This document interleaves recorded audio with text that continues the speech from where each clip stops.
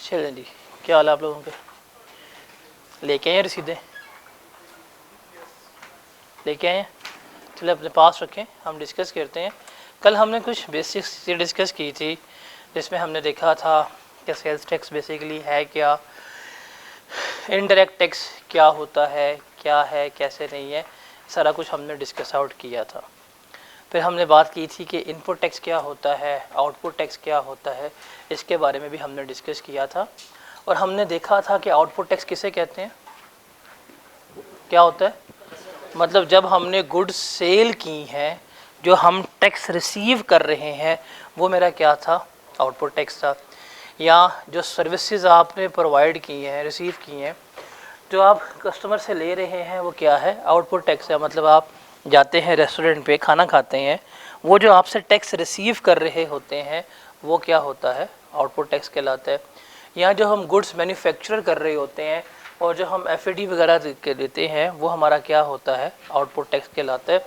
ये output tax की definition है, ये सिर्फ रीड ओनली है, आपको ये याद करने की ज़रूरत नहीं है।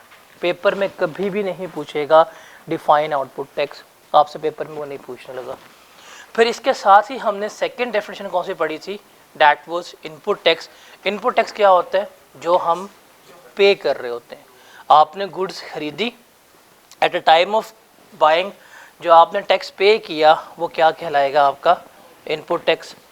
आपने गुड्स इंपोर्ट की, at a time of import of goods जो आप टैक्स पे करेंगे, वो क्या कहलाएगा, इनपुट टैक्स। आपने सर्विसेज ली हैं, जो आपने पे किया टैक्स, वो क्या कहलाएगा, इनपुट टैक्स कहलाएगा। आपने गुड्स मैन्युफैक्चर की हैं, आप जो एक्साइज ड्यूटी वगैरह पे कर रहे होते हैं, वो क्या कहलाएगा, आपका इनपुट टैक्स। मतलब जो आप पे कर रहे हैं वो आपका इनपुट टैक्स है, जो आप रिसीव कर रहे हैं वो आपका आउटपुट टैक्स है। ये दोनों डेफिनेशन जो हैं वो आपकी क्या है, रीड ओनली है, ये आपको याद करने की ज़रूरत नहीं है। फिर हमने कल एक चीज़ डिस्कस की थी कि सेल्स टैक्स लायबिलिटी क्या होती है। अगर पेपर में सवाल आता है सेल्स टैक्स लायबिलिटी का, तो क्या होती है सेल्स टैक्स लायबिलिटी। हम देखते हैं आउटपुट टैक्स,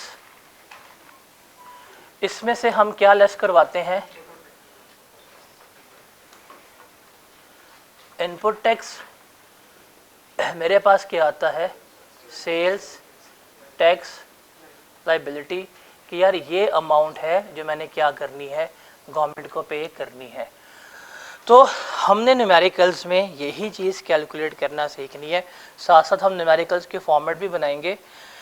तो बेसिकली क्या है, ये सारा कुछ हमने इसमें सीखना है कि हमारी सेल्स टैक्स की लायबिलिटी कैसे किस तरह से कैलकुलेट हो रही होती है। और ये सारा कुछ सेल्स टैक्स हम किसके लिए कैलकुलेट कर रहे हैं, एक कौन बंदा होगा, पर्सन। और पर्सन कौन होता है, बताएं, इंडिविजुअल, एओपी, कंपनी और गवर्नमेंट, इसको हम क्या कहते हैं, पर्सन कह रहे होते हैं। तो हमने साथ साथ न्यूमेरिकल्स भी स्टार्ट करने हैं। न्यूमेरिकल्स का फॉर्मेट मैं आपको समझाऊंगा कि हमने न्यूमेरिकल्स का फॉर्मेट लिखना कैसे होता है, ताकि आप फॉर्मेट को क्रैम ना करें। हम स्टेप बाय स्टेप फॉर्मेट को सीखेंगे ताकि आपकी लर्निंग जो है वो बेहतर हो जाए। आप ना फॉर्मेट के लिए 4 सफ़े अपने रजिस्टर पे छोड़ दें, हम 4 सफ़े छोड़ दें, उसके आगे से कोई चीज़ नोट कर लीजिएगा। ये 4 पेजेस आपने फॉर्मेट के लिए डेडिकेटेड छोड़ देने हैं, ताकि हम जो चीज़ पढ़ते जाएंगे आप वो फॉर्मेट में लिखते जाएं, आपको पता हो कि फॉर्मेट हमारा कैसे आता है। ये रजिस्टर दिखाइएगा ज़रा। सेल्स टैक्स का न्यूमेरिकल हो चाहे इनकम टैक्स का न्यूमेरिकल हो, आपने आई कैप में जब फॉर्म अपना सवाल शुरू करना है ना, आपने हमेशा इस पेज से करना है। बेशक ये पेज आपका खाली है, सर ये पेज भरा हुआ है, ये वाला पेज खाली है, आपने कभी भी ये सवाल इस पेज से शुरू नहीं करना।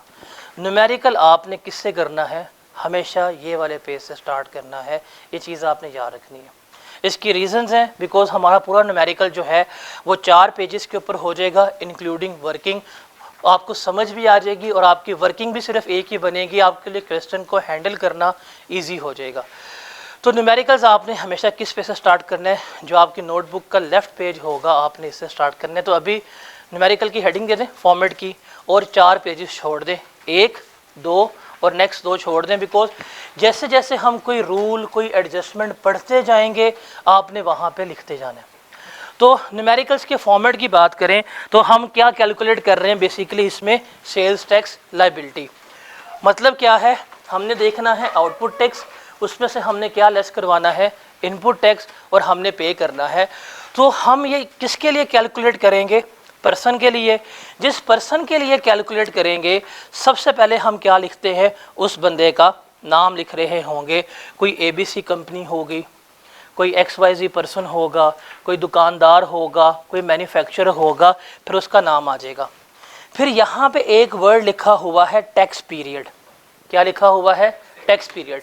अब अकाउंटिंग पढ़ के आए, अकाउंटिंग में हम फाइनेंशियल स्टेटमेंट्स बनाते थे। क्या हम फाइनेंशियल स्टेटमेंट्स रैंडम बनाते हैं? एक स्पेसिफिक पीरियड होता है कि जी इस डेट से लेके इस डेट तक की क्या करनी है, आपने फाइनेंशियल स्टेटमेंट्स बनानी है। ऐसे ही था। जो प्रॉफिट एंड लॉस अकाउंट था वो हमारा बनता है हमेशा फॉर द ईयर। आप देखते हैं जनवरी से लेके दे रहे हैं, वो भी किसके लिए होगा, एक स्पेसिफिक टाइम पीरियड के लिए। सेल्स टैक्स की बात करें तो सेल्स टैक्स में जब टैक्स पीरियड हम लिखते हैं तो यहाँ पे टैक्स पीरियड कहते हैं 1 मंथ को। इसको कहते हैं 1 मंथ को। मतलब क्या हुआ कि हम सेल्स टैक्स की हर महीने की कैलकुलेशन कर रहे होते हैं।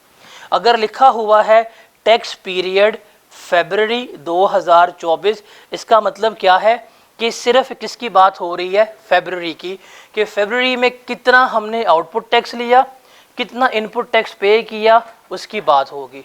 अगर यहाँ पे लिखा हुआ है अगस्त 2024 तो किसकी बात हो रही है, अगस्त की। सेल्स टैक्स में टैक्स पीरियड कौन सा होगा, 1 महीना। आपको पेपर में गिवन होगा, आप सबके पास पास्ट पेपर होगा जो आपको उस दिन दिया था। जरा क्वेश्चन नंबर 6 निकालें।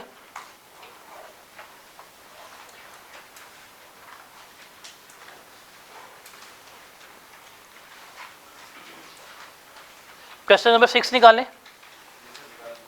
क्या लिखा है टैक्स पीरियड, अगस्त। अब ये सवाल सारा किसके लिए है, अगस्त के लिए।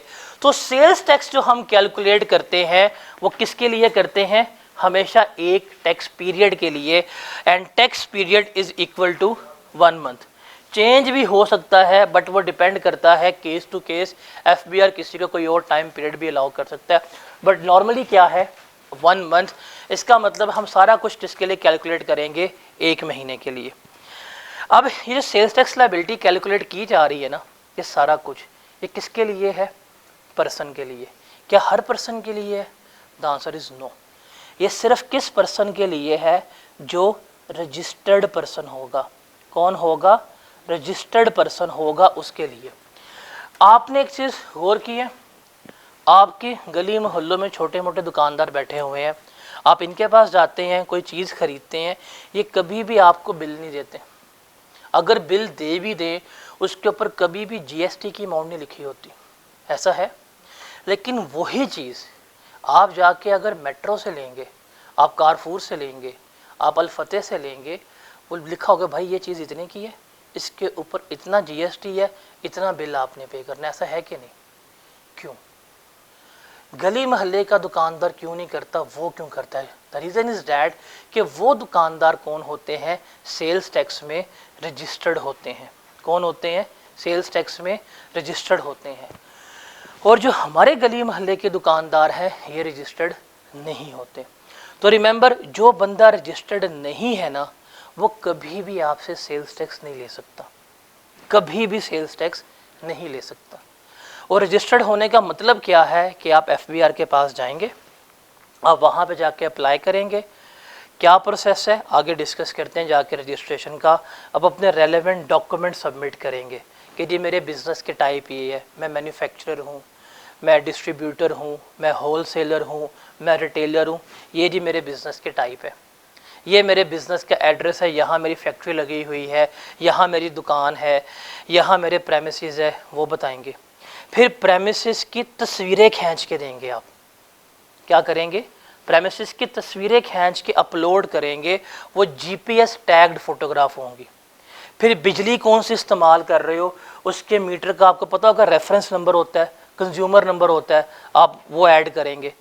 फिर मीटर की तस्वीरें खींच के अपलोड करेंगे कि ये मीटर मैं इस्तेमाल कर रहा हूँ।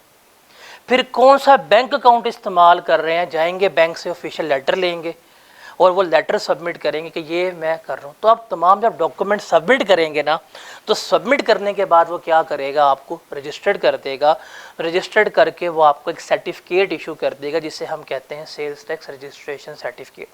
जब वो सर्टिफिकेट इशू करेगा तो आपको एक नंबर अलॉट कर दिया जाएगा जिसे हम क्या कहते हैं, STRN कह रहे होते हैं, sales tax registered number. Sales tax registered number का मतलब क्या है कि ये बंदा टैक्स डिपार्टमेंट में रजिस्टर्ड हो गया है, अब ये तमाम लॉस की कंप्लायंस करेगा। अब चूंकि ये बंदा रजिस्टर्ड है, ये आउटपुट टैक्स भी ले सकता है, इसने जो इनपुट टैक्स पे किया है उसको एडजस्ट भी करेगा, और ये बंदा क्या करेगा, अपनी माहाना रिटर्न्स जो है वो जमा करवाएगा। जिस बंदे के पास सेल्स टैक्स रजिस्टर्ड नंबर ना हो, रिमेंबर, वो कभी भी आपसे सेल्स टैक्स कलेक्ट नहीं कर सकता, कभी भी वो आपसे सेल्स टैक्स रिसीव नहीं कर सकता। ये चीज़ याद रखनी है। अब हम रजिस्टर्ड होते कहाँ पे हैं, अगर नेट से ये आ रहा होगा तो हमारी ये वेबसाइट है FBR की, अल्लाह करे मेरी रिटर्न ना ओपन हो जाए, सारा छठे कट्टे खुल जाएंगे मेरे। यहाँ पे जाते हैं आप, ठीक है। यहाँ पे जाके आपने क्या करना होता है, अपने आप को रजिस्टर्ड करवाना होता है। आपके पास यहाँ पे आ रहेगा, अल्लाह करे और नहीं है, ठीक है, IRS है। इधर जाके क्या होना है, आपने रजिस्टर्ड होना है कि भाई किस चीज़ के लिए आपको चाहिए रजिस्ट्रेशन, इनकम टैक्स के लिए रजिस्ट्रेशन चाहिए, सेल्स टैक्स के लिए रजिस्ट्रेशन चाहिए। सारा कुछ आपने कहाँ पे करना है, इस वेबसाइट पे, ये पोर्टल है, यहाँ पे अप्लाई करेंगे।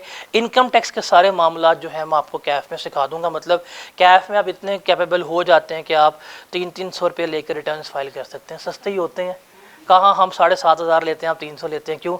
आपका सही तो हुआ नहीं होता, कैफ पास होता ही नहीं है, तो क्या करते हैं 300-300 रुपये लेके। बट इतना आपको नॉलेज हो जाती है कि आप कैफ की टैक्स के बेसिस के ऊपर ये पोर्टल जो है सारा हैंडल कर लेते हैं। तो इस पोर्टल पे जाएंगे, इस जाके पोर्टल के ऊपर आप एप्लीकेशन मेड करेंगे, वहाँ पे जाके क्या किया जाएगा, आपको रजिस्टर्ड किया जाएगा। जैसे फॉर एग्जांपल अभी चूँकि इनकम टैक्स है, अगर आप मैं यहाँ पे क्लिक करी न्यू रजिस्ट्रेशन के लिए तो ये सारा कुछ आ जाएगा। सेल्स टैक्स का पोर्टल दूसरा होगा, ऐसे ही आपका ID कार्ड नंबर लिखा होगा आपके नाम पे, अगर इंडिविजुअल बिजनेस है, आपका नाम क्या है, कंपनी का नाम क्या है, बिजनेस, सारा कुछ आपने यहाँ पे क्या करना होगा, प्रोवाइड करेंगे, डॉक्यूमेंट्स अपलोड करेंगे, तो क्या हो जाएगा, आपका रजिस्टर्ड हो जाएगा। तो यहाँ पे क्या करना होता है, जाके आपने अपने आप को रजिस्टर्ड करवाना होता है।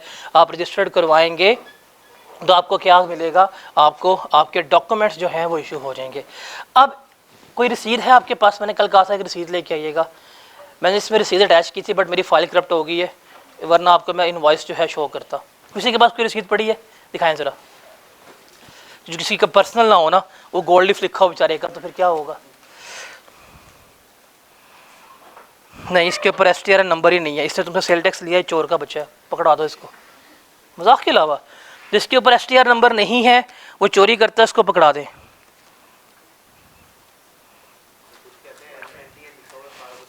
झूठ है।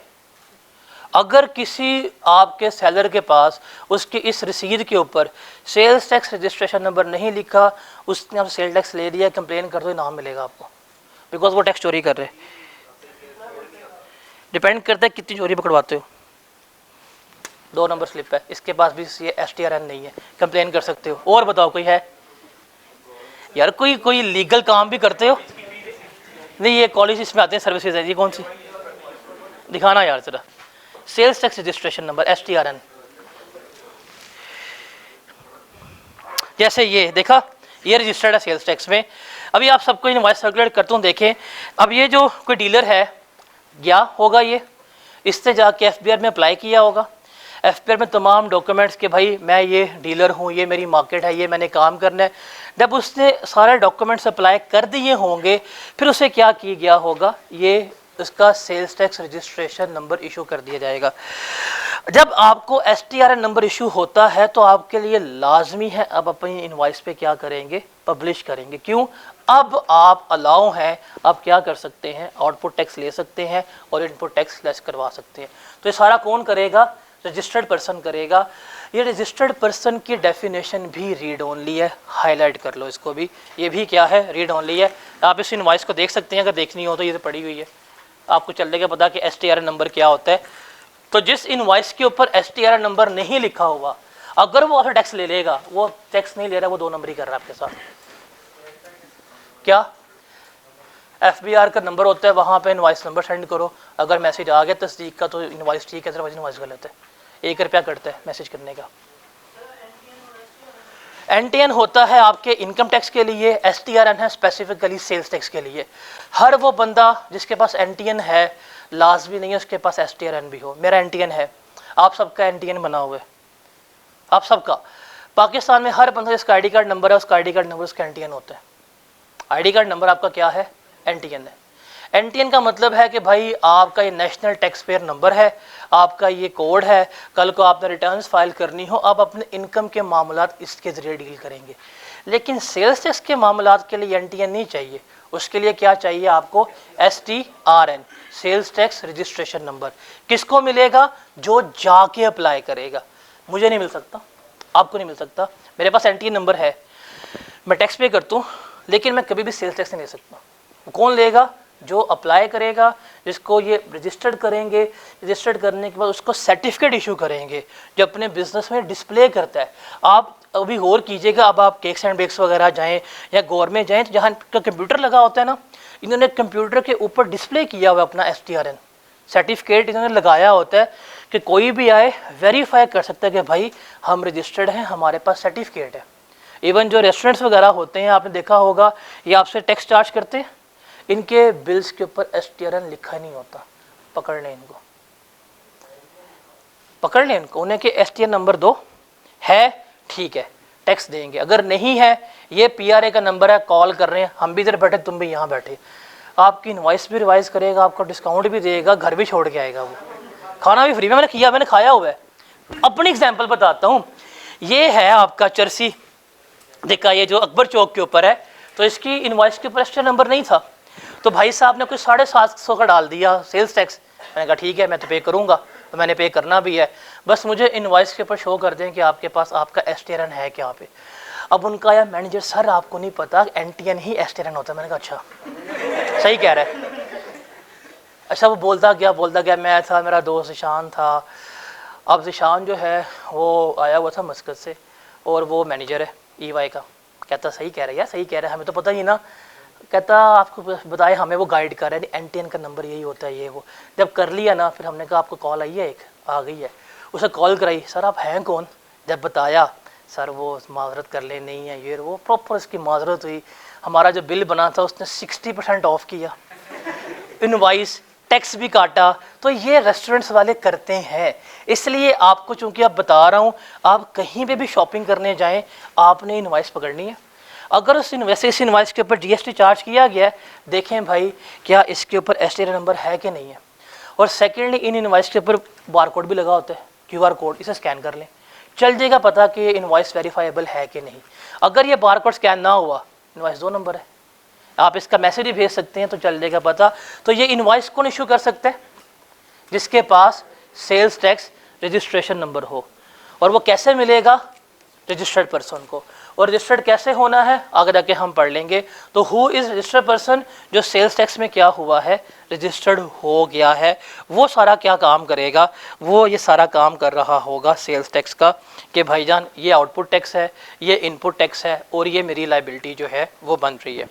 तो आउटपुट टैक्स क्या होता है, आप कस्टमर से लेते हैं, इनपुट टैक्स आपने पे किया होता है, रिमेनिंग तो क्या करते हैं, आप गवर्नमेंट को पे कर लेते हैं। अब यहाँ पे ना हम एक सप्लाई चेन समझते हैं कि ये कैसे आउटपुट टैक्स आप कस्टमर से ले रहे हैं, इनपुट टैक्स आपने पे किया होता है, लाइबिलिटी आपकी कैसे आती है, इस तरह इसको हम समझते हैं। सप्लाई चेन का मतलब पता है क्या होता है, कि जी कहाँ से प्रोडक्ट्स बना और कैसे कस्टमर तक पहुँचा, इसे हम क्या कहते हैं, सप्लाई चेन कह रहे होते हैं। क्या कह रहे होते हैं, सप्लाई चेन। आपके ख्याल से आपने जो बिस्किट खाए हैं कल, वो कंपनी से आए थे सीधा? नहीं, वो तो कहाँ से आए थे, मैंने तो कैफ़े से लिए थे, मैंने कैंटीन से लिए थे। कैंटीन वाला पीक फ्रिंस के ऑफिस तो नहीं गया था, वो जाके ये यहाँ से लेके आए थे यूरो वालों से। यूरो वालों के पास कहाँ से आए थे? इनके डिस्ट्रीब्यूटर से। डिस्ट्रीब्यूटर के पास कहाँ से आए थे? मैन्युफैक्चरर से। मैन्युफैक्चरर ने भी वो सारा चीज़ें खुद से नहीं बनाई, उसने कुछ चीज़ें इंपोर्ट की थी, कुछ बनाई थी। फिर बिस्किट्स बना के भेजिए, तो बिस्किट्स तो खाया आपने है, अजाब शुरू हुआ था इंपोर्ट करने से। तो ये सप्लाई चेन तो है। तो हमने इस सप्लाई चेन को समझना है, और सेल्स टैक्स के दो नाम होते हैं, हमने उनको भी देखना है। तो आप यहाँ पे एक ले लें, इनपुट टैक्स का कॉलम बना लें, इसको बना लीजिएगा साथ साथ मेरे, और ज़रा कैलकुलेटर निकालिएगा, इसको आप समझ लें, आपको सेल्स टैक्स की हर एक चीज़ समझ आ जाएगी कि इसको हम इनडायरेक्ट टैक्स कहते क्यों है, होता क्या है, इसको देखेंगे। तो यहाँ पे हमारे पास एक आ जाता है, इसे हम कहते हैं इनपुट टैक्स, और यहाँ पे आ जाएगा हमारे पास आउटपुट टैक्स, और यहाँ पे हम लेते हैं हमने FBR को क्या करना है, पे करना है। तो हमारे अगर एक बिज़नेस की बात करें तो बिज़नेस की शुरुआत हमेशा होती है इंपोर्ट से। या तो आप रॉ मटेरियल इंपोर्ट कर रहे होंगे, या आप क्या कर रहे होंगे, मशीनरी। तो बात तो होती है स्टार्ट कहाँ से, इंपोर्ट से। तो अब एक इंपोर्टर है, फॉर एग्जांपल नंबर 1 के ऊपर एक हम प्रॉपर सप्लाई चेन लेके आते हैं और अज्यूम कर रहे हैं ये सारे लोग रजिस्टर्ड हैं।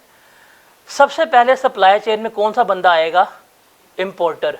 इंपोर्टर कौन होता है, जो गुड्स को पाकिस्तान में लेके आता है, मशीन्स को लेके आता है, इंपोर्ट करता है, उसे क्या कहते हैं, इंपोर्टर।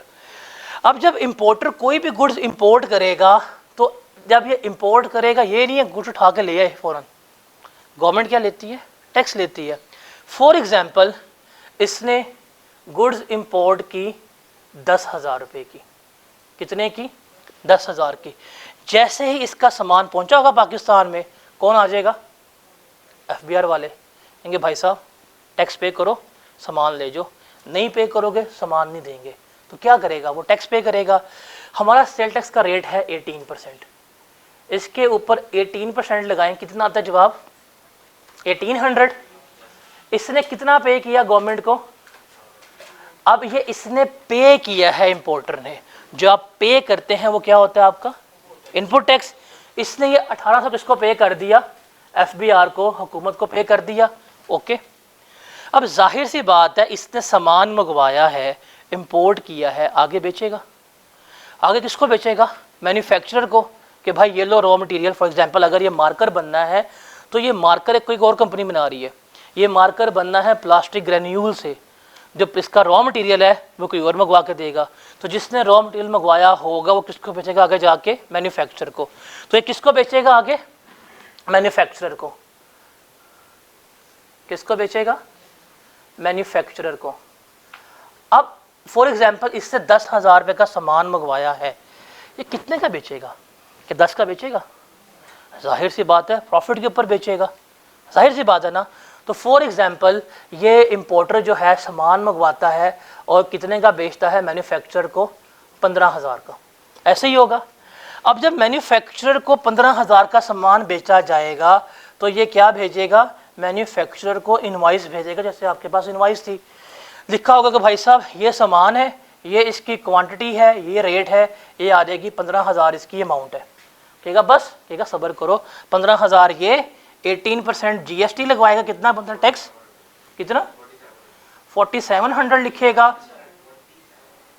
2700 लिखेगा, और टोटल कितना बिल भेजेगा, 17,700 का। ऐसे ही होगा, जैसे आपके पास इनवॉइस थी उसके ऊपर जो टैक्स लिखा हुआ है वो टोटल लिखा हुआ है, ऐसे ही होगा। अब क्या हो रहा है, इसने कितने का सामान बेचा, 15 का, 15 लेगा, और साथ इससे क्या लेगा, 2700। जो इसने मैन्युफैक्चरर से 2700 रुपये का टैक्स लिया, वो क्या कहलाएगा, इसका आउटपुट टैक्स। ऐसे है कि नहीं, जो आप रिसीव कर रहे हैं वो क्या है, आउटपुट टैक्स। डन हो गया। और मैन्युफैक्चरर जो 15,000 का सामान लेके आया है, उसके हाथ में ये रसीद है, वो क्या कहेगा कि भाई सामान कितने का लिया, टैक्स कितना पे किया है, जो इसने पे किया है मैन्युफैक्चरर के लिए क्या कहलाएगा, ये इनपुट। ऐसे ही होगा। तो जो इसका इनपुट है वो इसके लिए क्या है, आउटपुट है। ऐसे ही हो गया, ठीक है। आगे चलते हैं। अब मैन्युफैक्चरर ने ये रॉ मटेरियल ले लिया, ये सामान ले लिया, कितने का? 15,000 का। अब जाहिर सी बात है ये गुड्स को मैन्युफैक्चर करेगा, लेबर लगेगी, मटेरियल लगाएगा, ओवरहेड्स लगेंगे, प्रॉफिट मार्जिन, सेलिंग कॉस्ट लगा लगू के ये फिर फिनिश गुड्स करके सामान को बेचेगा। ऐसे ही है। अब जाहिर से पता 15 का सामान लिया है, 20 का तो नहीं बेचेगा। मैन्युफैक्चरिंग कॉस्ट कर करा के फॉर एग्जांपल ये आगे बेचता है किसको? डिस्ट्रीब्यूटर को। किसको बेचेगा? डिस्ट्रीब्यूटर को। और फॉर एग्जांपल लेते हैं ये कितने का बेचता है? 40,000 का। समझ भी आती है, बिकॉज क्यों? उसने रॉ मटेरियल लेके बना के बेचा है, लेबर लगी है, मटेरियल लगे हैं, ओवरहेड्स लगे हैं, मार्केटिंग, डिस्ट्रीब्यूशन, सब कुछ ऐड है। अब डिस्ट्रीब्यूटर कौन होता है? ये वो बंदा है जो मैन्युफैक्चरर से सामान खरीदेगा और आगे क्या करेगा? बेचेगा। जैसे कोक का मैन्युफैक्चरर कहीं और बैठा हुआ है, पेप्सी का मैन्युफैक्चरर रियाज बोटलर है। रियाज बोटलर्स नहीं बेचते, उन्होंने क्या लिए हुए हैं? डिस्ट्रीब्यूटर्स हैं। डिस्ट्रीब्यूटर जाते हैं, लाहौर का डिस्ट्रीब्यूटर जाएगा, उनसे पेप्सी खरीदेगा और जाके क्या करेगा? मुख्तलिफ जो होल सेलर्स हैं उनको बेच देगा। है वो अलग होता है। डिस्ट्रीब्यूटर कौन है? जो डायरेक्टली किससे खरीद रहा है? मैन्युफैक्चरर से, और किन्हें दे रहा है? आगे होल सेलर्स को, रिटेलर्स को दे रहा होता है। अब कितने का सामान बेचा इसने डिस्ट्रीब्यूटर को? 40,000। जब उसने बेचा तो इसको आएगा बिल कितने का? 40,000 का। और साथ करेगा भाई ये सामान 40,000 का है, इसके ऊपर 18% के हिसाब से टैक्स कितना बनता है? और इससे कितना लेगा टैक्स? 7200। जो इसने डिस्ट्रीब्यूटर से रिसीव किया वो क्या कहलाएगा? इसका आउटपुट टैक्स कहलाएगा। जो डिस्ट्रीब्यूटर ने पे किया वो कितना क्या कहलाएगा? इसका इनपुट टैक्स। मतलब जो मैन्युफैक्चरर का आउटपुट है वो इसके लिए क्या है? इनपुट। मैन्युफैक्चरर ने वसूल किया है, डिस्ट्रीब्यूटर ने पे किया है। तो जो पे करता है उसके लिए क्या होता है? इनपुट। जो वसूल करता है उसके लिए क्या होता है? अब डिस्ट्रीब्यूटर के पास सामान कहाँ जाएगा? होल सेलर के पास। किसके पास? Whole sellers. ये जो बल्क में सामान खरीदते हैं अकबरी मंडी वाले, इनकी बात हो रही है। अब डिस्ट्रीब्यूटर ने कितने का लिया था? 40 का। ये कितने का बेचेगा आगे जाके? होल सेलर्स को। फॉर एग्जांपल ये सेल कर देते हैं 45 का, बिकॉज इनके मार्जिन थोड़े कम होते हैं। अब जब ये 45 का बेचेगा तो होल सेलर से कितना टैक्स लेगा? 8,100 आ गया। तो इससे कितना टैक्स लिया? इससे 8,100। और होल सेलर ने कितना पे किया होगा? 8,100। डन। ये जो बड़े बड़े दुकानदार बैठे हुए अकबरी मंडी में, शाल में, सारे कौन है? ये होल सेलर्स हैं। फिर ये होल सेलर्स किसको सामान बेचेंगे? आपका रिटेलर्स को। ये जो आपके गली मोहल्ले के दुकानदार हैं, यूरो स्टोर्स हैं, ये क्या करेंगे? इनको सामान बेचेंगे आगे। ये आपके जो गली मोहल्ले के दुकानदार हैं, ये सामान किससे लेके आते हैं? इन्हीं होल सेलर से। अब फॉर एग्जांपल होल सेलर जो है वो इसको सामान बेचता है 52,000 का। तो 52 का सामान बेचा, 18% के हिसाब से वो कितना टैक्स लेगा रिटेलर से? 9,360 लेगा। ये 9,360 क्या आ जाएगा? इसका आउटपुट टैक्स आ जाएगा। और रिटेलर ने क्या किया होगा? 9,360 पे किया होगा। डन। 9 गुड्स किसके पास आ गई है? ये है वो दुकानदार जिसके पास आप लोग जाते हैं। इसके पास अब इन गुड्स को खरीदने कौन जाएगा? कस्टमर। कौन जाएगा? कस्टमर। ये भी इंसान ही है। कौन जाएगा? कस्टमर। And consumer. कौन? And consumer. इसने इन गुड्स को खरीद के इस्तेमाल करने। ये गुड्स ना इसने इस्तेमाल की, ना इसने इस्तेमाल की, ना इसने, ना इसने, ना इसने। खरीद रहे हैं, बेच रहे हैं, बना रहे हैं, बेच रहे हैं। गुड्स किसके पास पहुंच गई है? कस्टमर के पास। कस्टमर गया दुकानदार के पास, सर ये चीज़ कितने की है? पसंद आ गई है। उसने कहा यार ये चीज़ तो कितने की है? 60,000 रुपये की है। उन्होंने कहा ठीक है खरीद दो। खरीद ली 60,000 रुपये की। इनवॉइस आएगी, क्या कीमत लिखी होगी? 60,000 रुपया। प्लस उसने ऐड किया होगा 18% GST। कितना बनता है? 10,800। और टोटल इनवॉइस कितनी आएगी? 70,000 800 की। ये इनवॉइस रिटेलर किसको पकड़ाएगा? कस्टमर को, जिस पे लिखा होगा कि भाई चीज़ कितने की है? 60 की, बाकी तुमसे क्या है, इससे सेल्स टैक्स है। तो रिटेलर कितना टैक्स वसूल करेगा? 10,800 जो है वो क्या करेगा? इससे वसूल करेगा। डन हो गया। और कस्टमर ने ये गुड्स कितने की ली? 60,000 की। और कस्टमर ने इस 60,000 की गुड्स पे कितना टैक्स पे किया? 10,800 रुपया पे किया और ये घर ले गया जी, मैं इसको इस्तेमाल करूंगा। अब हुआ क्या है? आपको ये समझ आ गई कि इनपुट क्या है, आउटपुट क्या है, किसका इनपुट है, किसका आउटपुट है। मतलब जो एक बंदे का आउटपुट है वो दूसरे का क्या है? इनपुट है। ठीक है।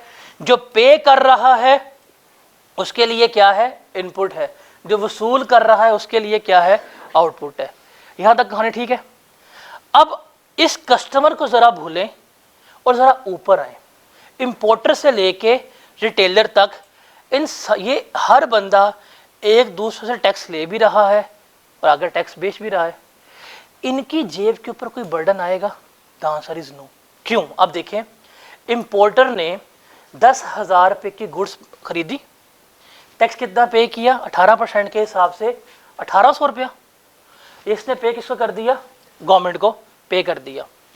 अब जब इसने गुड्स सेल की, इसको आउटपुट टैक्स कितना रिसीव हुआ? 2700। यहां पे गवर्नमेंट कहती है भाई जो आपको कस्टमर से टैक्स मिला है वो कितना? 2700। जैसे कैश के फॉर्म में मिला होगा, जब इसने इनवॉइस दी, उसने सामान खरीदा, इसको पैसे पकड़ाए, इसमें 2700 टैक्स का था। इसने कितना पे किया हुआ था? 1800। वो कहेंगे इसमें से अपना 1800 रुपया जो है वो 2700 से एडजस्ट कर लो, कितना बनता है?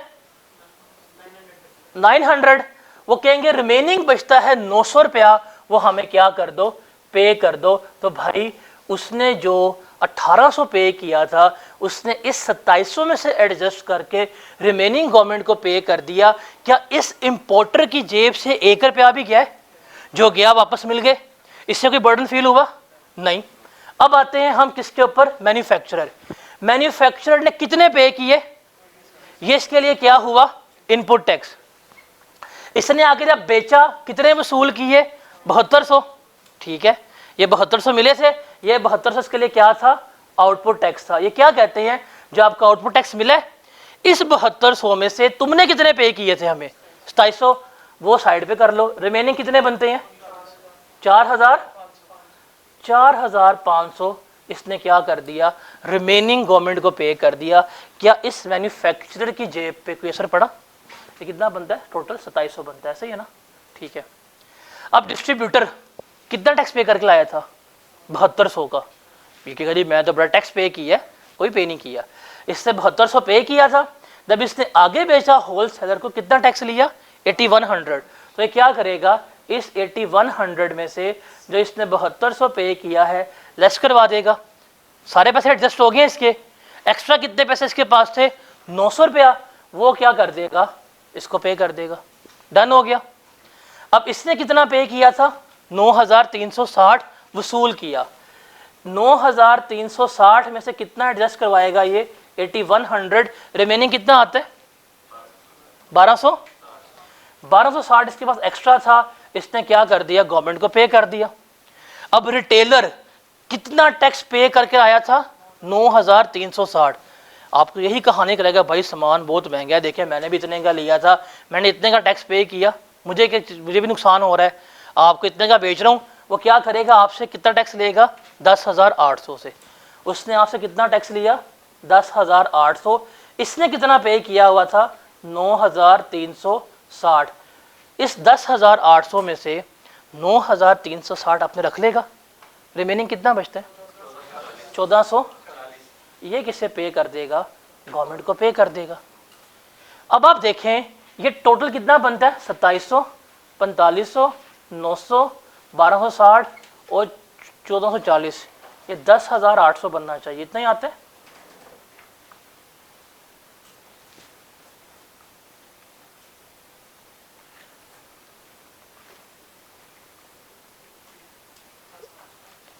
अब आप देखें इस पूरी सप्लाई चेन में जो 10,000 रुपये की चीज़ आई थी और जो फाइनल कितने की बिकी है 60,000 रुपये की करके, इस पर टैक्स कितना आया 10,800।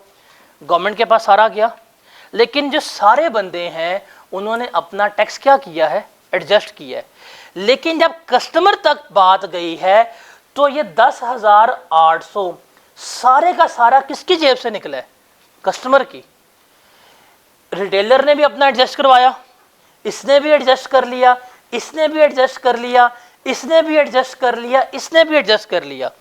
इनकी जेब में से कोई चीज़ नहीं गई, बिकॉज जो इन्होंने पे किया था वो इसमें से एडजस्ट कर रहे हैं और रिमेनिंग गवर्नमेंट को पे कर रहे हैं। सारे का सारा टैक्स एंड पे किससे वसूल किया गया, 10,800। किससे, एंड कंज्यूमर से। तो सारा बर्डन किसके ऊपर आता है, एंड कंज्यूमर के ऊपर आता है।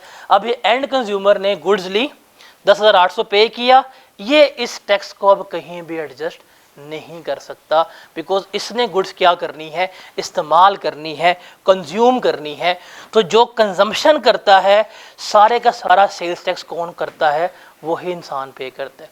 तो ये 10,800 का सारा बर्डन किसकी जेब पे गया है, कस्टमर की जेब पे क्या है।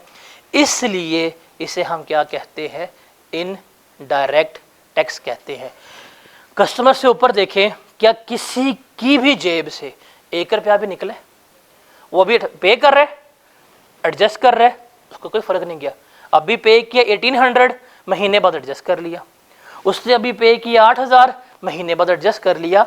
तो क्या किसी भी सप्लाई चेन में किसी भी पर्सन के कोई जेब पे 1 रुपये का भी असर आया? सारे का सारा टैक्स इनडायरेक्टली इन्होंने किससे रिसीव किया है, कस्टमर से रिसीव किया है। इसलिए इसे हम क्या कहते हैं, इनडायरेक्ट टैक्स कहते हैं। हमने असम्पशन लिया ना पहले कि ये रजिस्टर्ड है सारे, इनवॉइस कम नहीं होती और इनवॉइस कंप्यूटराइज होती है इन लोगों की। आपको तो ये रसीद मिलती है जो आपके हाथ में है, इनके पास इनवॉइसेस दूसरी होती हैं, कंप्यूटराइज, सिस्टम जनरेटेड, इनके कंप्यूटर लिंक होते हैं एफबीआर के साथ। तो इसलिए इसे हम क्या कहते हैं, इनडायरेक्ट टैक्स कहते हैं। इसको हम वैट भी कहते हैं, वैल्यू एडिड टैक्स। क्या कहते हैं, वैल्यू एडिड टैक्स। अगर देखें ये इंपोर्टर ने 10,000 का सामान लिया, अगर 10 का ही बेचा होता, इनपुट भी कितना आना था 1800, आउटपुट भी कितना होना था 1800, कोई टैक्स बनता नहीं। उसने 10 का लिया, 15 का बेचा। तो जब उसने 10 का लेके 15 का बेचा है, उसने कितने की वैल्यू ऐड की है, 5,000 की वैल्यू ऐड की है। जरा इस 5,000 का 18% लेके आते हैं 900। तो देखा जाए तो जो ये 900 पे कर रहा है, किस चीज़ का पे कर रहा है, जो उसने वैल्यू ऐड की है। मैन्युफैक्चरर ने 15 का लिया था, कितने का बेचा, 40 का। कितने की इसने वैल्यू ऐड की है, 25 की। तो 25 का 18% लेंगे तो आंसर आएगा 4500। तो आप जितनी वैल्यू ऐड करेंगे उतना ही क्या होगा, टैक्स बढ़ रहा होगा। तीसरा इसका नाम है, उसे कहते हैं हम मल्टी स्टेज टैक्स। क्या कहते हैं, मल्टी स्टेज। हर स्टेज के ऊपर गवर्नमेंट के पास क्या जा रहे हैं, पैसे जा रहे हैं, एडजस्ट करके रिमेनिंग क्या किया जा रहा है, गवर्नमेंट के पास जा रहे हैं। तो इसलिए इसे हम क्या कहते हैं, मल्टी स्टेज टैक्स भी कहते हैं। तो ये इनडायरेक्ट टैक्स भी है, वैल्यू एडिड टैक्स भी है, और ये मल्टी स्टेज टैक्स भी है। तो आप समझ आई कि ये जो आप चीज़ें कंज्यूम कर रहे होते हैं, ये सारा टैक्स आप पे करते हैं। ये मैन्युफैक्चरर वगैरह कुछ नहीं पे करते। सेल्स टैक्स सारे का सारा किसकी पॉकेट से जाता है, कस्टमर की पॉकेट से। फॉर द टाइम बीइंग जिसे चीज़ बनाई है वो पे कर देगा गवर्नमेंट को, लेकिन जैसे ही चीज़ बिकेगी वो क्या कर लेगा, एडजस्ट कर लेगा। तो इसको कहते हैं इनडायरेक्ट टैक्स। तो गवर्नमेंट ने कल जो हम बात कर रहे थे, वो कहते हैं कि भाई डायरेक्ट टैक्स पे करो, अपनी इनकम पे दो, हमें कोई मसला नहीं है। लेकिन अगर आप इनडायरेक्ट टैक्स, डायरेक्ट टैक्स नहीं दोगे तो वो इस तरह क्या कर रहे हैं, इनडायरेक्टली कस्टमर की पॉकेट से निकलवा रहे होते हैं। तो ये है हमारा सेल्स टैक्स की कहानी। इसी को हमने सीखना है कि ये इनपुट टैक्स आउटपुट टैक्स में से कैसे लेस करवा रहे हैं, ये सेल्स टैक्स लायबिलिटी कैसे कैलकुलेट हो रही है, इस चीज़ को हमने देखना है कैसे है और कैसे नहीं है और किस तरह से हम इसको लेकर चल रहे होंगे। इसको नोट कर लें, इसमें कोई सवाल है पूछ लें, फिर हम आगे चलते हैं। अनलेस गवर्नमेंट का ईमान ना चेंज हो रही, हमारे मुल्क में सेल्स टैक्स का रेट 18% है, बहुत ज़्यादा है।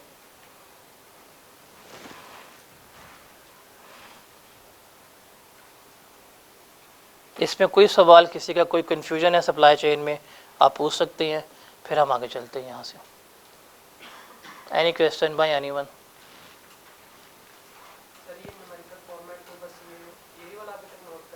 हाँ, अभी साथ साथ फॉर्मेट है ना। अब फॉर्मेट है हमारा सेल्स टैक्स लायबिलिटी कैलकुलेट करना। तो भाई कि भाई लायबिलिटी होती क्या है, अब आपको बताऊंगा कि चीज़ें क्या आनी है क्या नहीं आनी, कैसे हमने फॉर्मेट बनाना है, इनपुट टैक्स कहाँ लिखना है, आउटपुट टैक्स कैसे लिखना है, उसको बात करेंगे। अभी समझ आई इनपुट टैक्स क्या होते हैं? क्लियर है क्या होता है इनपुट टैक्स? जो हम पे करते हैं। आउटपुट टैक्स क्या है? जो हम रिसीव करते हैं। और लायबिलिटी कैसे निकलती है? आउटपुट में से इनपुट टैक्स को लेस करवा दें तो हमारे पास क्या आती है? लायबिलिटी, जो वो लिखी हुई है, और वही हम गवर्नमेंट को क्या करते हैं? पे कर रहे होते हैं। क्लियर है ये? उस सप्लाई चेन में कोई सवाल, कोई चीज़, कोई स्टेप समझ ना आया हो, you can ask from me. ये सारी कहानी किसकी है? रजिस्टर्ड पर्सन की।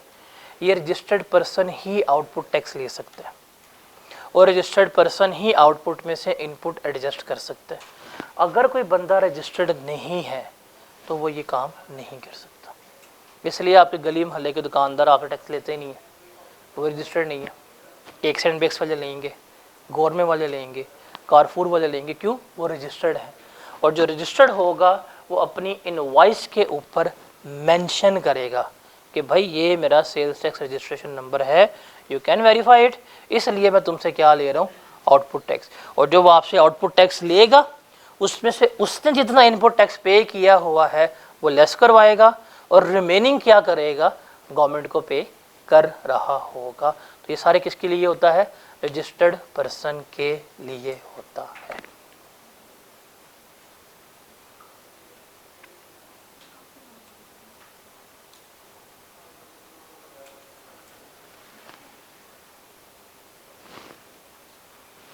ये क्लियर है?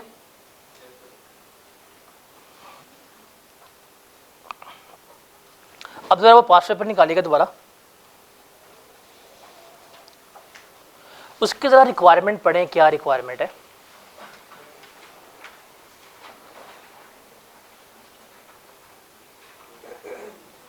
रिक्वायरमेंट जरा लाउड पढ़े, क्या है? उसने क्या पूछा है आपसे?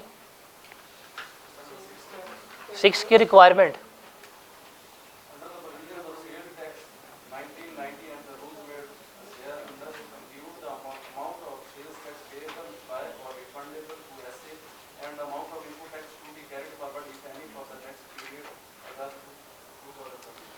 क्या रिक्वायरमेंट है?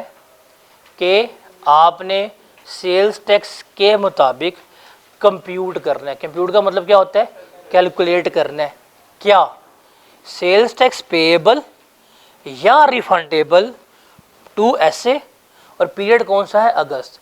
तो इसका मतलब हमारे सवाल की रिक्वायरमेंट क्या है कि हमने सेल्स टैक्स पेएबल या रिफंडेबल जो है वो क्या करना है? कैलकुलेट करना है। डन।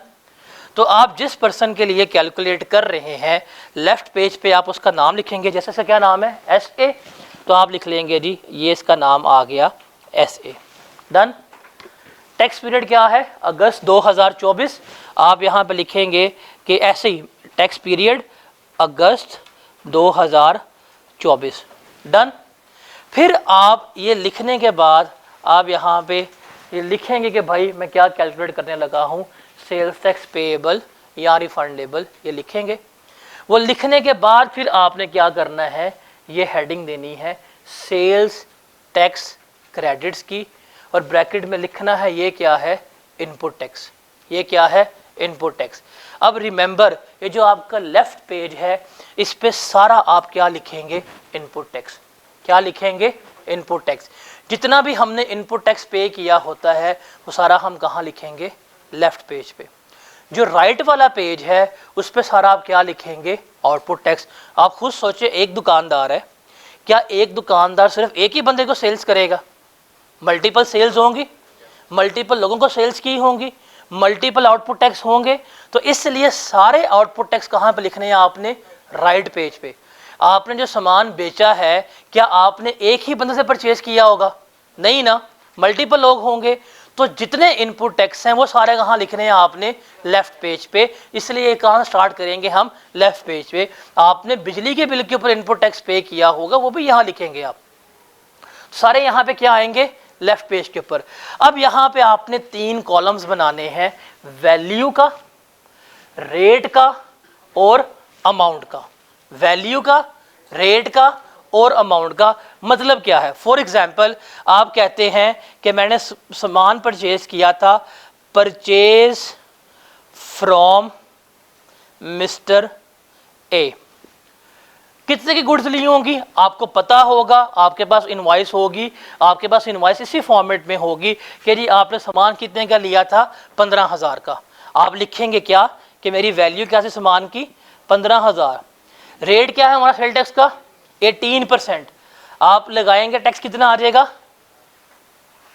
2700। तो आप यहाँ क्या लिखेंगे, 2700। तो रिमेंबर, ये वाला जो कॉलम है, अमाउंट वाला कॉलम, ये किस चीज़ को शो करेगा, आपके टैक्स की अमाउंट को शो करेगा। ये जो हमने यहाँ पे टैक्सेस वगैरह कैलकुलेट किए हैं ये सारे हम किस कॉलम में लिख रहे होंगे, इस अमाउंट की कॉलम में जो है वो लिख रहे होंगे, इस अमाउंट की कॉलम में इनको रिप्रेजेंट कर रहे होंगे। डन। अब आगे चलते हैं और आगे हमने देख लिया इनपुट टैक्स क्या होता है, आउटपुट टैक्स क्या होता है। आई टोल्ड यू कि इन डेफिनेशन को आपको याद नहीं करना, ये रीड ओनली है, पेपर में नहीं पूछेगा। अब टैक्स को जब हम लगाते हैं, जब हम टैक्स को चार्ज करते हैं तो 2 चीज़ें इस्तेमाल करते हैं, एक होती है इंक्लूसिव, एक होती है एक्सक्लूसिव की टर्म। आप लोग QM वगैरह पढ़ के आ चुके होंगे। इंक्लूसिव का मतलब होता है कि वो चीज़ शामिल हो, और एक्सक्लूसिव का मतलब क्या है कि उसमें अमाउंट जो है वो ऐड नहीं है। अब किसी भी चीज़ के ऊपर टैक्स कैलकुलेट करना हो तो किस तरीके से हम कैलकुलेट करेंगे वो हमने देखना है। जैसे अभी हमने ये एग्जांपल ली थी, देखें आपने गुड्स कितने की खरीदी, 60,000 की। ये क्या है आपकी गुड्स। मैं ज़रा वापस आता हूँ इस टेबल के ऊपर। ये क्या है आपकी वैल्यू, ये क्या है आपके पास वैल्यू कि मैंने कितने का सामान खरीदा, 60,000 का। आपका रेट क्या है, 18%। इसके ऊपर 18% लगाएं तो बताएं टैक्स कितना आता है, कितना आएगा, 10,800। और इसको टोटल कर लें, टोटल कितना बनेगा, 70,800। ठीक है, यही है। अब रिमेंबर, ये जो टर्म लिखी हुई है इसको हम कहते हैं value exclusive of sales tax. क्या कहते हैं, value exclusive of sales tax, कि इसके अंदर सेल्स टैक्स शामिल नहीं है, इसके अंदर सेल्स टैक्स शामिल नहीं है। तो जिस वैल्यू में सेल्स टैक्स शामिल ना हो आप इसे क्या करते हैं, मल्टीप्लाई करते हैं सेल्स टैक्स की परसेंटेज के साथ, तो आपके पास क्या आ जाती है, सेल्स टैक्स की अमाउंट आ जाती है। ऐसे ही है। फॉर एग्जांपल एक अमाउंट है 25,000 और इसके अंदर सेल्स टैक्स शामिल नहीं है। आपसे पूछते नहीं बताएं कितना सेल्स टैक्स होगा, आप क्या करेंगे, इस 25,000 को किससे मल्टीप्लाई करेंगे, 18% से। बताएं क्या जवाब आता है, कितना, 4500। ये क्या बनेगा, आपका सेल्स टैक्स की अमाउंट बनेगी। डन। ये वाली जो अमाउंट है ना, ये वाली, ये 70,800, ये 70,800 आपको पता है कि इस 70,800 में से 60,000 हमारे पास वैल्यू है और 10,800 क्या है हमारे पास सेल्स टैक्स है। तो जिन वैल्यूज़ में सेल्स टैक्स शामिल हो इसे हम क्या कहते हैं, values inclusive of sales tax. क्या कहते हैं, value inclusive of sales tax. देखिए अगर वैल्यू एक्सक्लूसिव है, आप रेट से मल्टीप्लाई करेंगे टैक्स की अमाउंट आ जाएगी, कोई मुश्किल है इसमें। लेकिन अगर वैल्यू इंक्लूसिव है तो अब टैक्स की अमाउंट निकालने, कैसे निकालेंगे, आपको पता है कि इसमें सेल्स टैक्स शामिल है, तो कैसे, देखिए मैथमेटिक्स कि अगर ये 100% है, इसके ऊपर कितना लगाया आपने 18%, तो ये किसको शो कर रहा है, ये 118% को।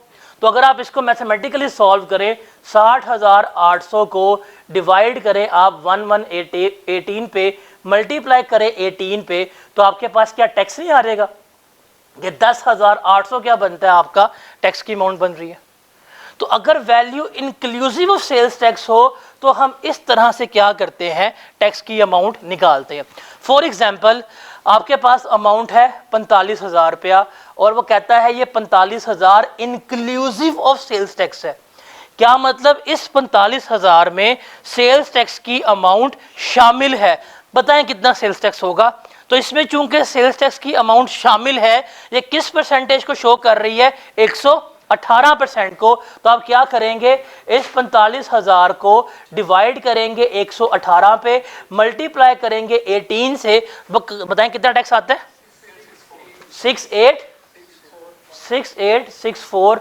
ये क्या है, इसमें टैक्स शामिल है। आप इसमें से ये अमाउंट लेस कर देंगे, आपके पास क्या आ जाएगी, value exclusive of sales tax आ जाएगी।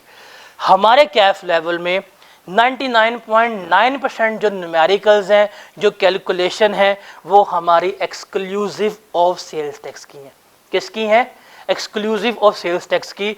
अमाउंट गिवन करता है, हमने परसेंटेज मल्टीप्लाई करनी है, टैक्स की अमाउंट आ जाएगी। आज तक पिछली 30 अटेम्प्टों के सवाल करवा दूंगा, कोई भी एक एडजस्टमेंट नहीं है जिसमें वैल्यू शामिल हो आपने निकालनी हो। अगर वो कह दे भी कि भाई ये value inclusive of sales tax है, तो मेरे ख्याल से सेल्स टैक्स निकालना मुश्किल तो नहीं है। कैसे, आपको पता होगा अमाउंट क्या है, आप इस अमाउंट को डिवाइड करेंगे 118 पे, मल्टीप्लाई करेंगे 18 से, तो आपके पास क्या आ जाएगी, सेल्स टैक्स की अमाउंट आ जाएगी। इसको हम कहते हैं टैक्स फ्रैक्शन, कि इस तरह से हम परसेंटेजेस को यूज़ करते हुए टैक्स की अमाउंट कैलकुलेट कर लेते हैं अगर हमारी वैल्यू क्या हो, इंक्लूसिव ऑफ सेल्स टैक्स हो। 99.9% न्यूमेरिकल सवाल हमेशा कौन से हैं, एक्सक्लूसिव वाले हैं। उसने आपको अमाउंट गिवन की होगी, आपने क्या करना है, रेट से मल्टीप्लाई करना है, आपको क्या आ जाएगी, टैक्स की वैल्यू आ जाएगी। लेकिन अगर वो कह दे नहीं भाई इस अमाउंट में टैक्स की रकम शामिल है, तो मेरे ख्याल से सेल्स टैक्स की अमाउंट कैलकुलेट करना मुश्किल नहीं है। अब एक चीज़ में शामिल है, वो किसको शो कर रही होगी, 118% को। तो आप 118 पे डिवाइड करेंगे, मल्टीप्लाई करेंगे 18 से, आपके पास क्या हो जाएगी, टैक्स की वैल्यू आ जाएगी। इसे हम कहते हैं टैक्स फ्रैक्शन। ये सिर्फ फॉर्मूला समझना था, वो जो बोर्ड पे लिख दिया है इसको भी याद करने की ज़रूरत नहीं है। हाँ अलबत्ता एक्सक्लूसिव ऑफ सेल्स टैक्स और इंक्लूसिव ऑफ सेल्स टैक्स का पता लग गया क्या होता है। जिसमें सेल्स टैक्स शामिल है वो इंक्लूसिव, जिसमें सेल्स टैक्स शामिल नहीं है वो क्या कहलाएगी, हमारी एक्सक्लूसिव ऑफ सेल्स टैक्स कहला रही होगी। ठीक है, क्लियर। आगे चलते हैं, डेफिनेशंस के ऊपर आइएगा, और यहाँ पे डेफिनेशन है टैक्सेबल एक्टिविटी की।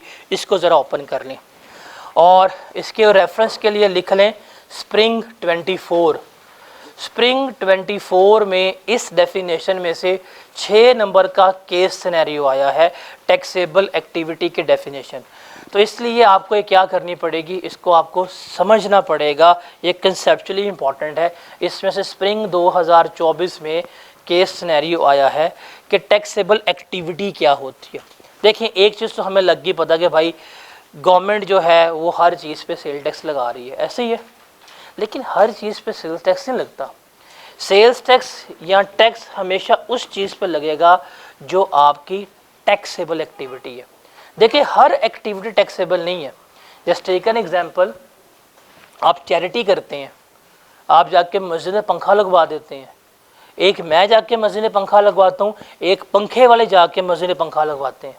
दोनों एक्टिविटीज़ हैं कि मस्जिद में पंखा लगा है, बट दोनों की नेचर चेंज है। ठीक है, बाप ने बेटे को गाड़ी गिफ्ट कर दी है, कंपनी ने अपने एम्प्लॉय को गाड़ी गिफ्ट कर दी है, एक्टिविटी दोनों है। क्या कंपनी ने एम्प्लॉय को गाड़ी गिफ्ट किया टैक्स लगेगा? हाँ लगेगा। क्या बाप ने बेटे को गिफ्ट किया लगेगा? नहीं लगेगा। मैंने जाके मस्जिद में पंखा लगवाया, टैक्स पे करना पड़ेगा? नहीं करना पड़ेगा। लेकिन पंखे बनाने वालों ने जाके मस्जिद में पंखा लगाया फ्री का, टैक्स पे करना पड़ेगा? उन्हें करना पड़ेगा। मैंने सुजुकी से वो खरीदी बुलान डब्बा, जाके ईदी वालों को दे दिया, मैं टैक्स पे करूंगा? नहीं, मैं कोई पे नहीं करूंगा। सुजुकी वालों ने डब्बा बना के ईदी वालों को दे दिया फ्री में, वो टैक्स पे करेंगे? हाँ वो पे करेंगे। तो कि कैसे फैसला होता है कि जी इस पे टैक्स लगाना है, इस पे टैक्स नहीं लगाना? कैसे फैसला करेंगे? तो फैसला करेंगे कि भाई कि अगर आपकी एक्टिविटी टैक्सेबल है तो क्या करना पड़ेगा, आपके ऊपर टैक्स लगेगा। क्या आपकी एक्टिविटी अगर टैक्सेबल है तो उसके ऊपर क्या लगेगा? टैक्स लगेगा। अगर आपकी एक्टिविटी टैक्सेबल नहीं है तो उसके ऊपर टैक्स नहीं लगेगा। अब टैक्सेबल एक्टिविटी का मतलब क्या है कि कोई भी ऐसी इकोनॉमिक एक्टिविटी को हाईलाइट कर लें जरा। पेज नंबर क्या है? 456। इकोनॉमिक एक्टिविटी को हाईलाइट कर लें। इकोनॉमिक एक्टिविटी का मतलब क्या है कि कोई मुआशी काम हुआ है, कोई लेन देन का काम, कोई ट्रांजैक्शन हुई है जिसमें कोई कंसिडरेशन चेंज हुई है कि भाई ये चीज़ ले लो, ये पैसे दे दो, या चीज़ दे के चीज़ के बदले चीज़ ले लो, या तुम ये चीज़ ले लो, तुम्हारे लिए काम कर दूंगा, तुम मेरे से एसी ले लो, मैं तुम्हारी गाड़ी सही कर दूंगा। कोई ना कोई एक्टिविटी हुई है।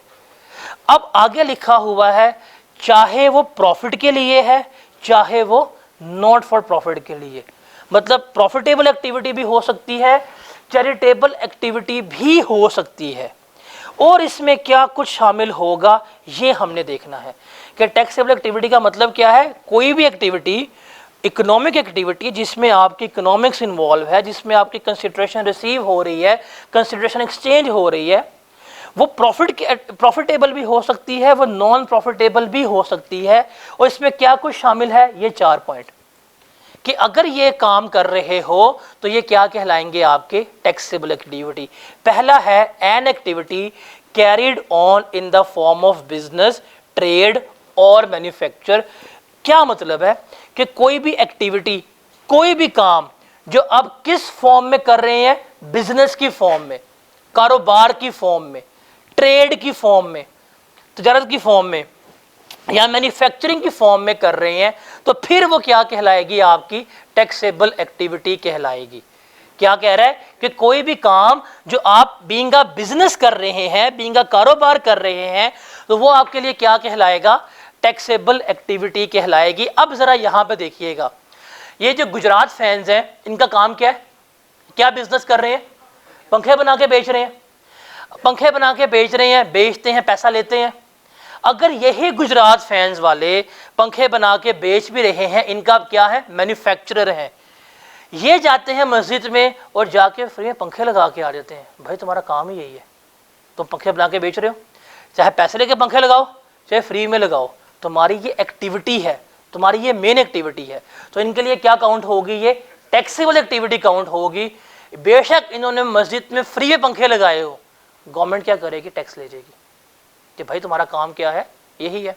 लेकिन मैं तो काम ही नहीं करता, ये मैं गया, मैंने दुकान से पंखा खरीदा, जाके कारी साहब को दिया, सारे लगा लें मस्जिद में पंखा, मेरे लिए टैक्सेबल एक्टिविटी नहीं है। क्यों, ना तो मैं कारोबार कर रहा हूँ पंखों का, ना मैं पंखों की ट्रेडिंग कर रहा हूँ, ना मैं पंखों की मैन्युफैक्चरिंग कर रहा हूँ।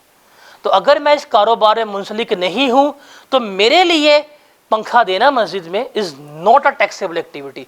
लेकिन जो पंखे बेच रहा है, जो पंखे बना रहा है, अगर वो पंखे देता है, चाहे वो बेचे पैसे लेके, चाहे वो चैरिटी करे, उसके लिए क्या होगी, ये टैक्सेबल एक्टिविटी। अगर वो एक्टिविटी टैक्सेबल हो गई है तो गवर्नमेंट क्या करेगी, इसके ऊपर टैक्स जो है वो ले रही होगी। Is that clear.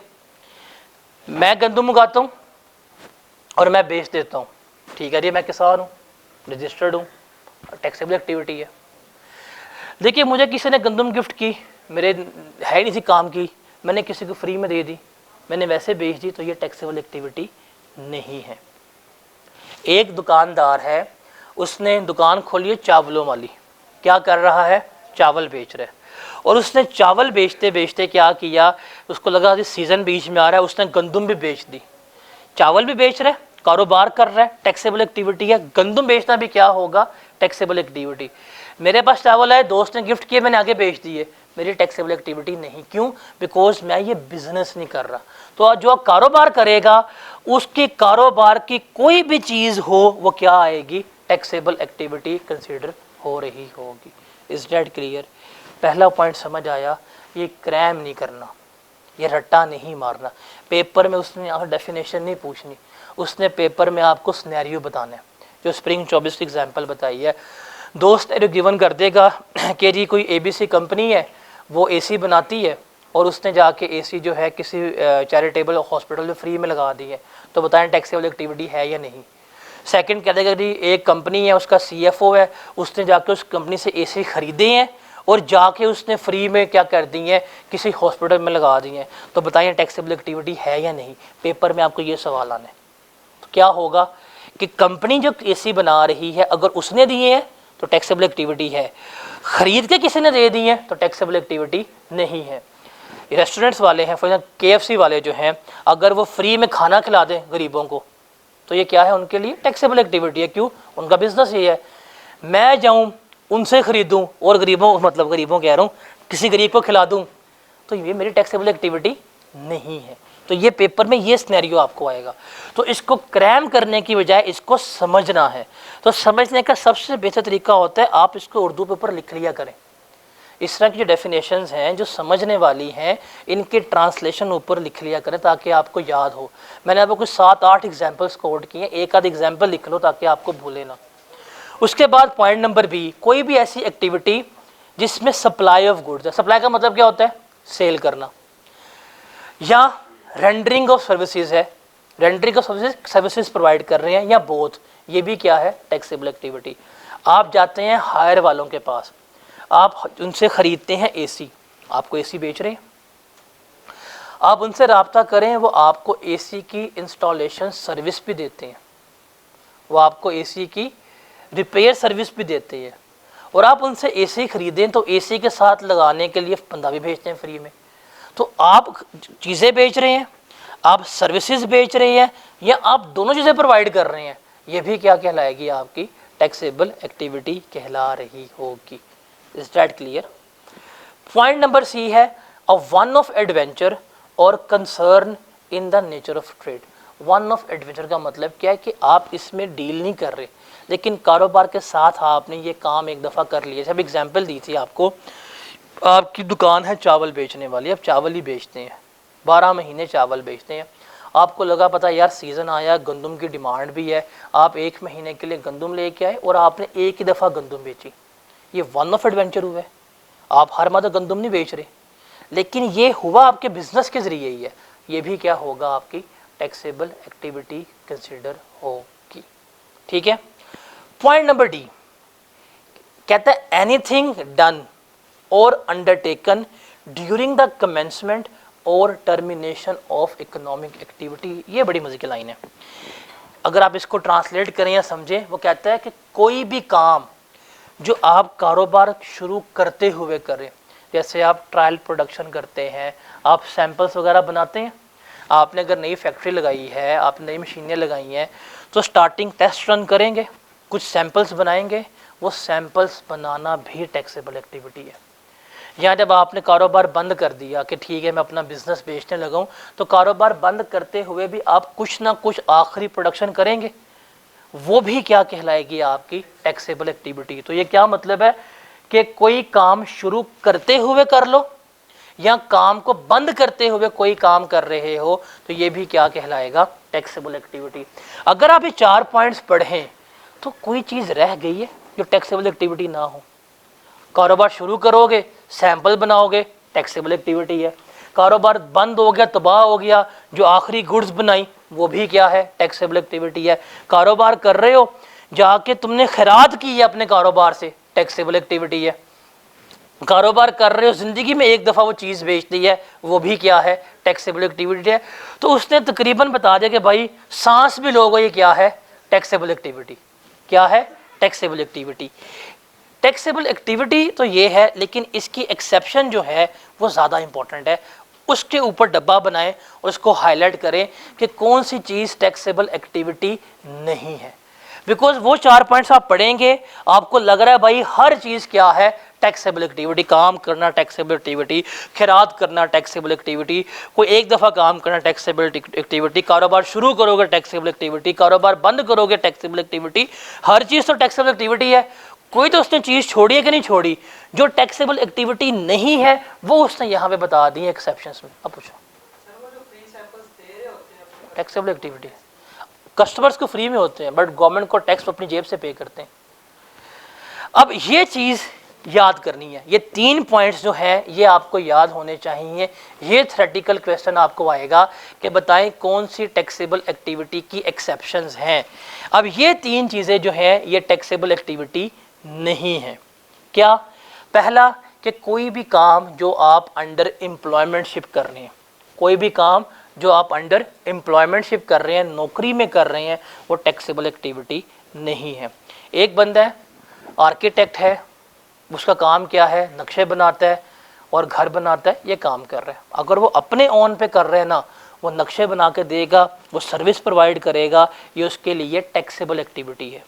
बट वही आर्किटेक्ट एक कंपनी में काम कर रहा है जहां उसको नक्शे बनाने की सैलरी मिल रही है। आपको अगर जिस चीज़ की सैलरी मिल रही हो वो टैक्सेबल एक्टिविटी नहीं कहलाती। इसको लिख लें कहीं पे, आपको जिस चीज़ की सैलरी मिल रही हो वो आपकी टैक्सेबल एक्टिविटी नहीं कहलाती। तनख्वाह मिल रही है भाई, काम करो, तनख्वाह मिल रही है। अकाउंटेंट आप लोग जो बनेंगे फ्यूचर में जाके, डाउट ही है तो अकाउंटेंट अपनी फर्म है, अपनी कंसल्टेंसी सर्विसेज दे रहे हैं, आप रिटर्न्स फाइल करते हैं, खैर वो सारे करते हैं, आप अपनी सर्विसेज प्रोवाइड करते हैं, ये आपकी टैक्सेबल एक्टिविटी है। ठीक है, लेकिन आप किसी फर्म में जॉब कर रहे हैं, मैनेजर हैं, वहाँ पे आप रिटर्न फाइल कर रहे हैं, उसके पैसे मिल रहे हैं, तनख्वाह मिल रही है, वो टैक्सेबल एक्टिविटी नहीं है। तो एनीथिंग जिसकी आपको सैलरी मिल रही हो वो टैक्सेबल एक्टिविटी नहीं होती। ये चीज़ आपने याद रखनी है। ठीक है, ये पेपर में आया हुआ है, स्प्रिंग 24 में यही चीज़ें आई हुई हैं सिनेरियो बेस में। फिर कहता है an activity carried on by an individual as a private recreational pursuit और हॉबी, कि कोई काम जो आप एज अ हॉबी के तौर पे करते हैं।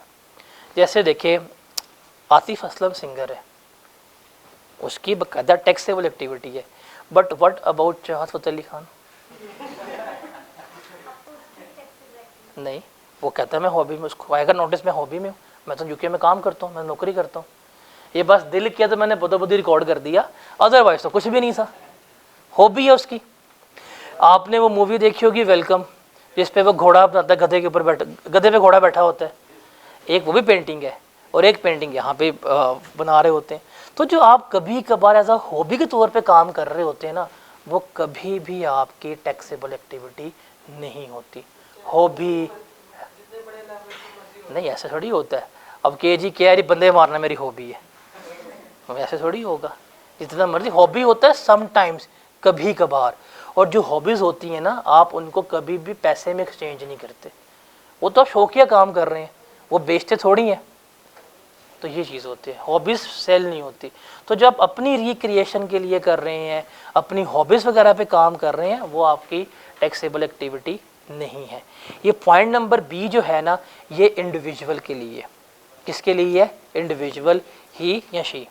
और यही पॉइंट सी में एक्सप्लेन है कंपनीज के लिए और एओपी के लिए भी, कि अगर कोई कंपनी या कोई एओपी अगर वो कोई रिक्रिएशन एक्टिविटी करती है, जैसे कंपनीज में फॉर एग्जांपल ये होती हैं, पार्टीज़ होती हैं, ईद मिलन पार्टी हो गई या मास्टर पेंट है, उन्होंने जाके एसओएस में कलर डे ऑर्गेनाइज करवा लिया, तो कहते हैं ये तो हमारी रिक्रिएशन एक्टिविटी है। या अपने एम्प्लॉयज़ को टूर पे ले गए, अपने एम्प्लॉयज़ के लिए 1 डे पिकनिक करवा ली, ये इनके लिए क्या है? रिक्रिएशन एक्टिविटी हैं, ये भी टैक्सेबल एक्टिविटी का पार्ट नहीं आएगी। तो पॉइंट नंबर अगर आप सी को पढ़ें, वो क्या कहता है, an activity carried on by a person other than individual, के इंडिविजुअल के अलावा, क्या बात कर रहा है, इंडिविजुअल के अलावा।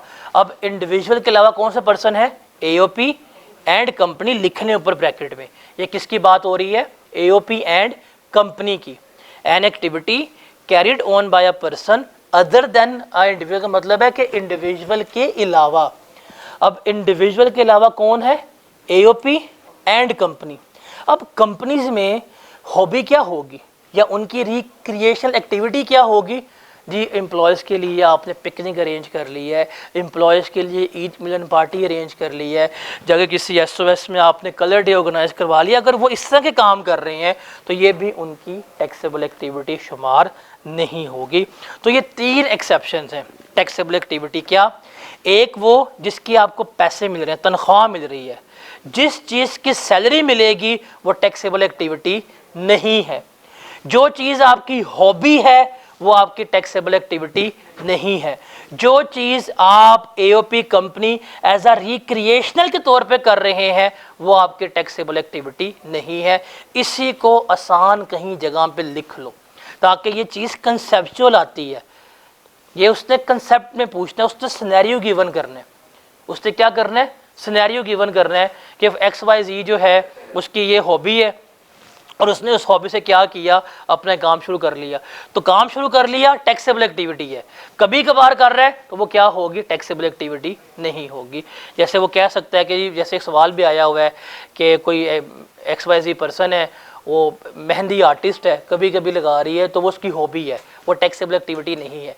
लेकिन उसने उसका क्रिएट कर लिया पार्लर जहाँ पे सर्विसेज दे रही है ना, वो क्या है, टैक्सेबल एक्टिविटी है। तो याद रखिए, जिस चीज़ की सैलरी मिलेगी वो टैक्सेबल एक्टिविटी नहीं है, जो आपकी हॉबी है वो टैक्सेबल एक्टिविटी नहीं है, जो रिक्रिएशन एक्टिविटीज़ होती हैं वो भी टैक्सेबल एक्टिविटीज़ नहीं होती। ये 3 बातें याद रखनी है। इनके अलावा हर चीज़ क्या है, टैक्सेबल एक्टिविटी।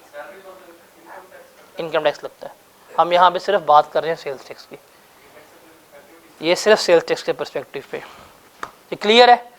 अब इस डेफिनेशन को इकट्ठा पढ़ें कि क्या क्या इसमें आता है और क्या क्या इसमें नहीं आता, फिर हम इसको वाइंड अप करते हैं। एक दफ़ा इसको ध्यान से पढ़ लें और मुझे बताएं इसमें कोई कन्फ्यूजन, किसी पॉइंट में कोई कन्फ्यूजन है तो मुझे बताएं, और इसके ऊपर इम्पॉर्टेंट मार्क करके साथ क्वेश्चन का रेफरेंस दे दीजिएगा। स्प्रिंग 24 आई कैप में 6 नंबर का सिनेरियो इनमें से आया हुआ है, जो one of the worst attempted question जो काउंट हुआ था। 21% बच्चे पासिंग मार्क्स ले पाए थे इस डेफिनेशन के सिनेरियो बेस्ड क्वेश्चन में। और सिंपल सिनेरियो क्या था कि भाई बताओ कौन सी टैक्सेबल एक्टिविटी है और कौन सी नहीं, बस ये था, यस और नो का आंसर करना था। 6 नंबर का सवाल था, सारा सिनेरियो ये था। तो इसको आसान अल्फाज में याद रखना कैसे है, याद कर लो एक्सेप्शंस कि टैक्सेबल एक्टिविटी में क्या नहीं आएगा। तो क्या नहीं आएगा, जिस चीज़ की सैलरी मिले, जो हॉबी है या जो आपकी रिक्रिएशनल एक्टिविटीज़ हैं, ये कभी भी टैक्सेबल एक्टिविटी नहीं होती। इनके अलावा जितनी भी चीज़ें हैं वो सारी आपकी क्या शुमार होंगी, टैक्सेबल एक्टिविटी कंसीडर होंगी। Is that clear? पढ़ लें फिर हम आगे चलते हैं।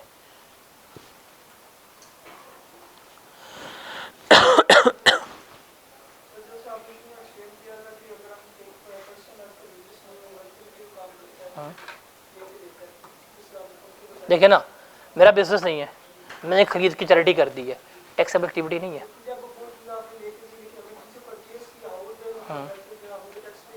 देखिए मैंने खरीदी, टैक्स पे किया, वो कहानी ख़त्म होगी, वो हो गया। अब मैं एक चीज़ से उठा के किसी और को दे रहा हूँ, एक्टिविटी तो ये भी है ना, ये एक्टिविटी टैक्सेबल नहीं है। वरना ये होना चाहिए कि मैंने ख़रीदा और मैंने आगे दे दिया।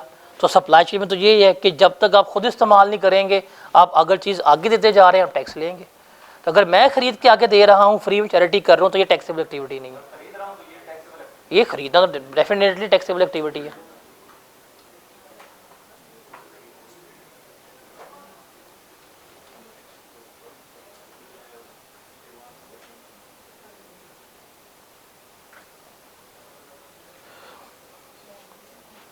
वन ऑफ एडवेंचर का मतलब होता है एक दफ़ा काम करना, कि आपकी नॉर्मल रूटीन में वो काम नहीं कर रहे, एक दफ़ा वो एक्टिविटी परफॉर्म कर दी है। हाँ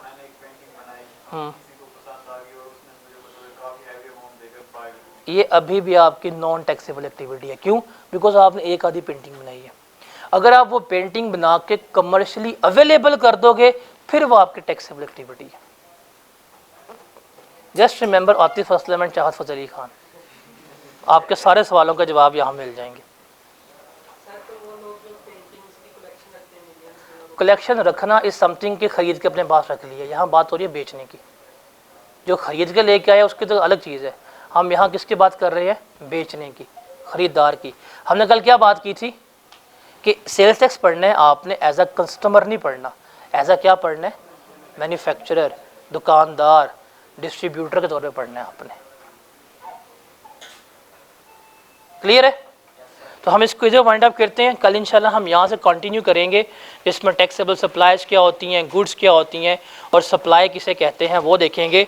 कल मैं आपके साथ थोड़े से थ्योरेटिकल पास्ट पेपर जो हमने डिस्कस किया आज, कल इसका हम क्वेश्चन भी क्लास में परफॉर्म करेंगे और फर्दर कुछ क्वेश्चन जो है कल हम कर रहे होंगे इंशाल्लाह।